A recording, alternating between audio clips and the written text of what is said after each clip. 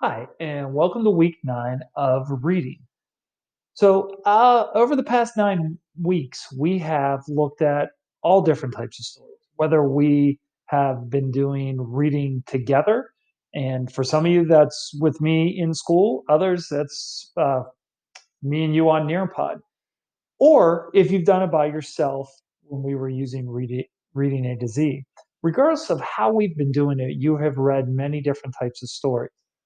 This week, we will be introduced to yet another new type of story. So, we're going to be learning about folk tales.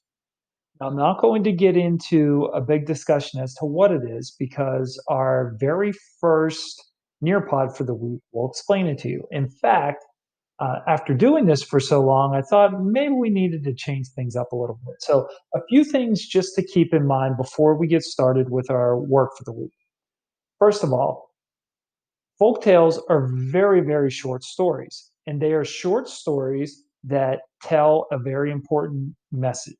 They give us something that is going to help us to be a better person, but it is truly up to us to decide if we want to do that or not.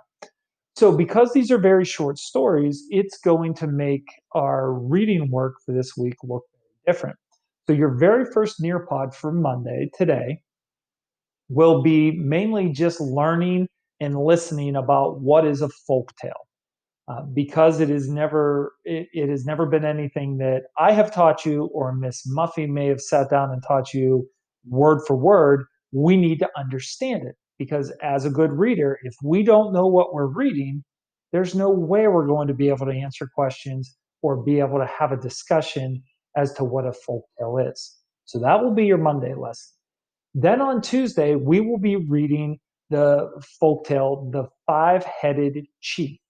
Now, you've most likely never heard of that, but I will tell you as you listen to this story, and you will also be reading it on your own, it's going to sound very familiar to you. And by the end of Tuesday, you're going to have a pretty good idea of which folktale this story, The Five Headed Chief, takes after. So again, please pay very close attention to Monday's Nearpod because everything I have just explained to you will be answered in that Nearpod. It will tell you exactly what a folktale is. Folktales are so important to us as people. In order for us to become better at what we want to do or what we want to be, a folktale is a really good way to be able to do that. So once you're done with Tuesday's folktale, then we are done with our group reading for the week. Wednesday, Thursday, and Friday, you will go ahead and get on to reading A to Z and do your typical story. Please remember, moving forward on reading A to Z, you will do a story, but you will also have a quiz to take. Those quizzes are very important because they're going to help me to know if you are on the right level or if we need to take a look at maybe moving you to a different level, either an easier one or a harder one, depending on how you're doing.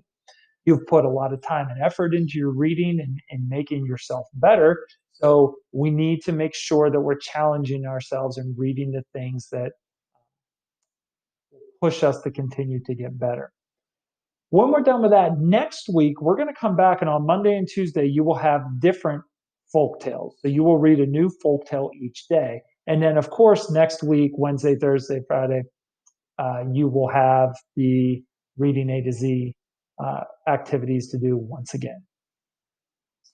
So that'll take us to the end of the introduction for reading this week. When you get into your folktale lesson, if you have any questions, if you were confused, if you have no idea what's going on, please reach out. But honestly, guys, once you listen to that Nearpod, you're going to know exactly what a folktale is. In fact, all of us know what they are. We've just never called it a folktale, most likely. It's known by a very familiar name. So let's get out of this video, get into Monday's Nearpod, and let's find out what a folk